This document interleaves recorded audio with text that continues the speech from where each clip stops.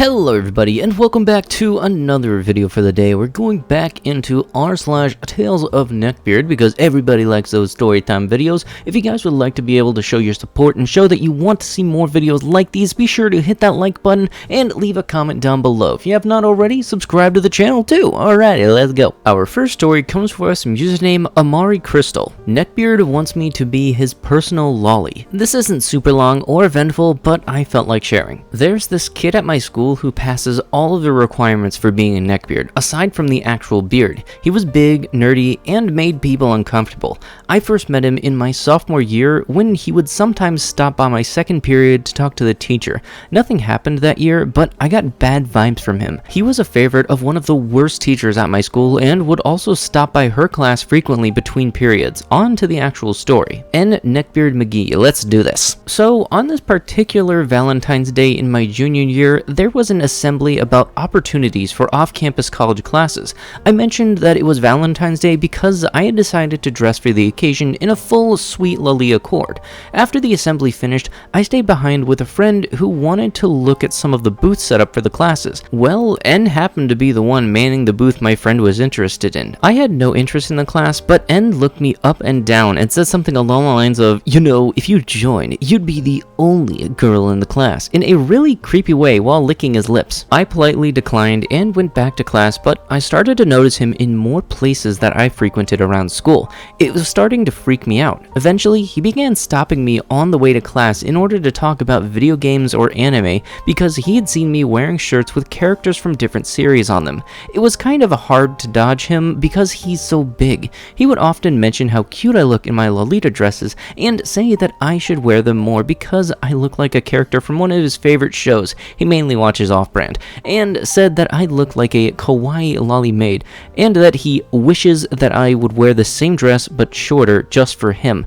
Yes, he actually said that to me. He would also consistently ask for my Instagram and if I had a boyfriend. I would decline giving him my account name and repeatedly told him that I was taken and a thespian. If I weren't such a non-confrontational person, I would call him out on his behavior, but instead I've chosen to take the coward's way out and just adjust my route in order to avoid N. Thanks for reading my tale of cringe. Edit, thank you to everyone for your concern. I haven't had a run-in with N in a while. Right now we're on spring break, which has been extended by another week because of the virus. So even if I wanted to, I couldn't report him. Nothing aside from verbal confrontations happened, so I have no proof as well. Edit 2. I see some people are confused by what a Lolita is. It's a Japanese street fashion that takes inspiration from the Victorian and Rococo periods, and as a community, we absolutely reject the term lolly, as well as the books and movie that unfortunately share a name with our style. If you like a reference, go look at my post where I've shown some on my cords. Additionally, school was canceled for the rest of the year, and I'm pretty sure he was a senior, so I won't have to deal with him again. Our next story comes to us from username PhDisappointment. Lady shouldn't work. Hey everyone, first time poster here. For context to this story, I work as a teacher's assistant at a kindergarten for one of my mother's friends. I'm 5'2" and visibly 16, but that isn't quite central to this story. Last week, I was working with the summer school program my school does, mostly grading coloring sheets and organizing lessons while my boss taught the kids.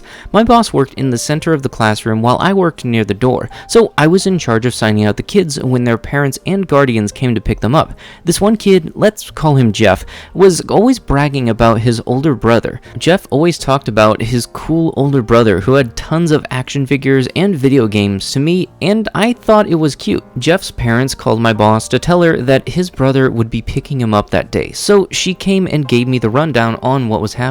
To avoid people who aren't the parents or authorized people picking up the child, we have a special word each parent gives us, like a password, that anyone who isn't them has to tell us. She reminds me of Jeff's word, pineapple, and walks off to start the day, and I start tracing out materials for the next activity and doing my various chores for the day. Towards the end of the day, while taking out the trash, I see a guy hanging out in the parking lot in an old beat-up Jeep.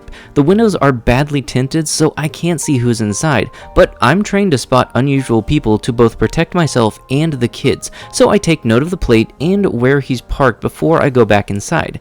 When the day ends, Jeff is bouncing off the walls, excited for his older brother to come. Enter the older brother. The door opens and in lumbers the most neckbeard-esque man I've ever seen in my life. Lumbers his way through. He had a full-on scraggly neckbeard that disturbingly resembled pubes, a fedora, khaki shorts, and I shot you not, a My Little Pony shirt. I freeze up and my boss and I make eye contact. He distracts the kids while I put on my best "I'm totally a professional" face, and the specimen of a man waddles up to me. I say hello, ask him if he's here to pick up a child, and pray for him to not be some kind of creepy pedo here just to look at the kids. Sounds unlikely, but we've had it before. This motherfucker tips his freaking fedora at me, and I could instantaneously feel all of my neckbeard dreams and nightmares come true. He smiles at me, says, "I'm here to pick up my brother Jeff, m'lady." At this point, I don't know whether to laugh or cry, because there's no way I'm letting this poor kid go home with this guy.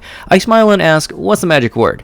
and pray that he doesn't know it so I can kick his butt out of the room. But he just smiles back and says, "Pineapple for Jeff, but for you, it is please." How I didn't vomit on the spot, I don't know. Yeah, but I'm gonna need mouthwash after this. I hand Ponybeard the sign-out sheet, and he signs for Jeff, and before I can go to get Jeff, Ponybeard grabs my hand when I take the clipboard back and looks at me with the most disgusting sincerity I have ever seen and says, "M'lady shouldn't have to work. A woman of your fine caliber should be at home being treated like a queen."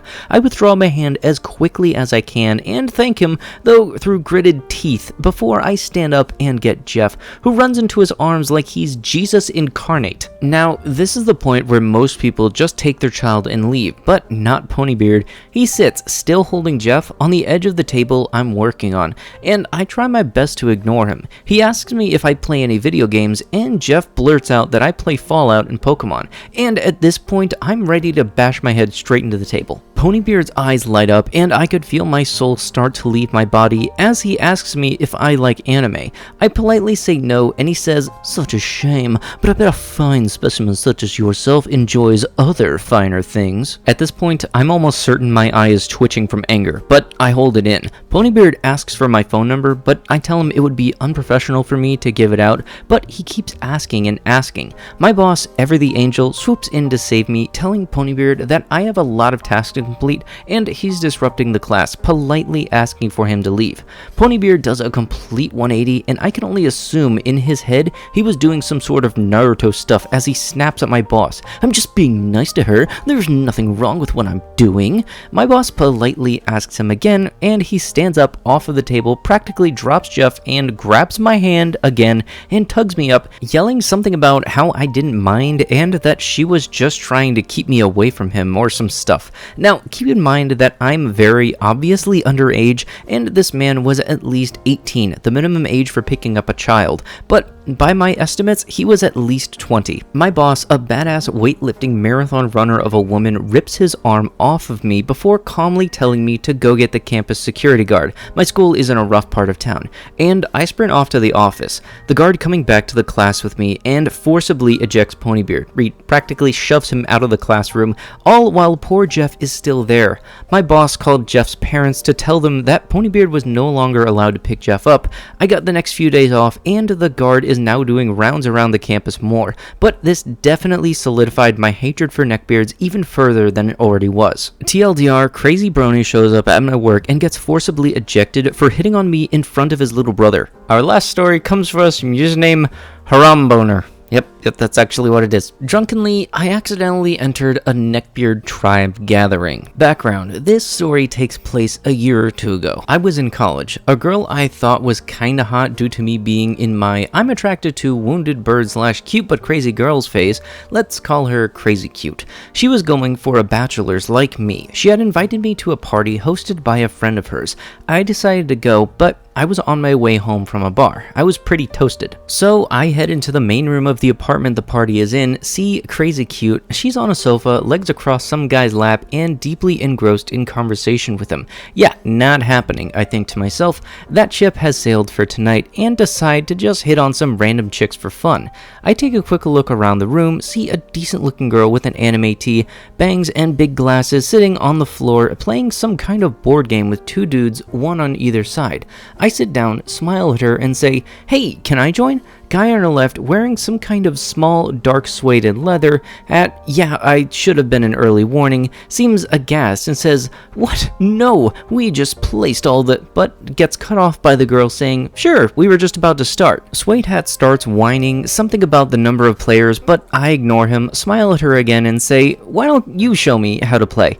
and move around the board, nudging myself in between her and Suede hat. He seems quite pissed at this. I look over at him and see he is clenching his jaw and his face is pale, won't meet my eyes. I have to suppress a laugh. So we start to play, the girl explains to me, I go along, joking about this and that, having a laugh with the girl.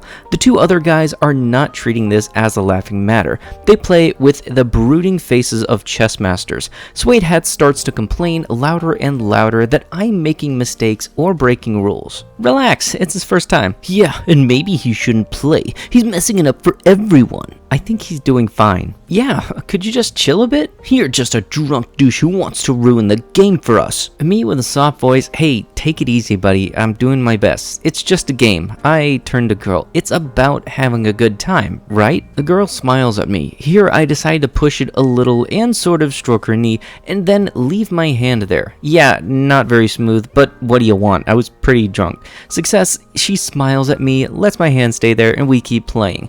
When she can't see, I shoot Mr. Whiny a smug smile. He seems to go livid. He is now clenching both his hands and his jaw, looks away from me, and this is where I start to feel something strange in the room, like I'm being watched, and it seems to have gotten quieter. I take a quick look around. And that's when I realized where I had ended up. The guys around me were all nerds of mixed caliber, most of them silently staring at me, greasy hair, wispy mustaches, actual neckbeards, dark dress shirts, most of them chubby, some of them with big, gaudy, gothic jewelry. Crazy Cute is gone, and my hand is currently resting on the knee of the only girl at the party. The neckbeards are staring angrily at me. They feel I am intruding, invading even, their territory. They realize they have been caught staring and start talking again, but the ambience of the room is one of indignation and anger.